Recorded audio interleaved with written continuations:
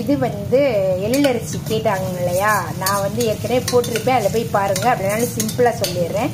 பிரியாணிக்கு மஷ்ரூம் பிரியாணிக்கு கொஞ்சம் 2 ஸ்பூன் ஆயில் விட்டு அதில் வந்து ஒரு பட்டை, ஒரு இலை இது மட்டும் போட்டிருக்கேன். ஏன்னா கரம் மசாலா போட்டுக்குவேன்.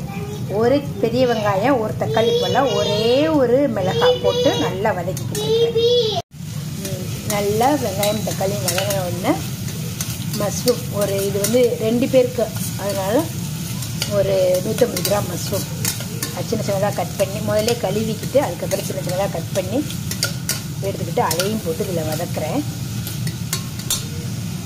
இதில் வந்து மிளகாத்தூள் 1 ஸ்பூன், மல்லித்தூள் 1 ஸ்பூன், கரம் மசாலா 1 ஸ்பூன், உப்பு 1 ஸ்பூன், தயிர் வந்து 1 கப்பு ஊற்றி நல்லா மிக்ஸ் பண்ணிக்கணும்.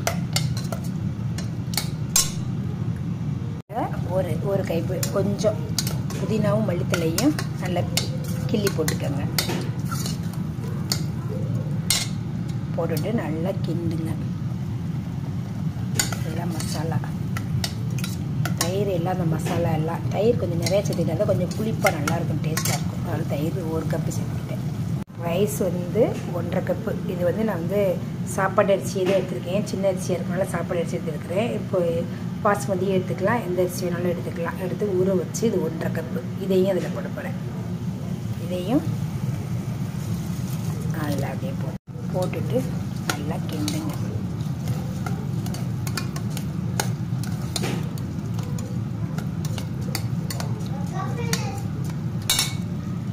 பார்த்தீங்கன்னா அந்த ரைஸில் நான் வந்து 1.5 கப்பு எடுத்துதுன்னா ரைஸு, அந்த கப்பில் 3 கப்பு தண்ணி விட்டு 3 கப்பு எடுக்கலை, நான் 2.5 கப்பு தான் ஊற்றினேன்.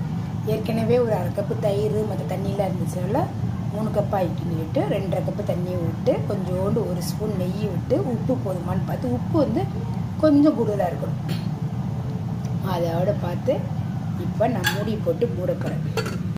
3 விசில் விட்டு ஒரு 5 நிமிஷம் ஆவி அடங்கணுன்னு எடுத்திங்கன்னா சுட சுட சூடான மஷ்ரூம் பிரியாணி ரெடி. வாங்க சாப்பிடலாம்.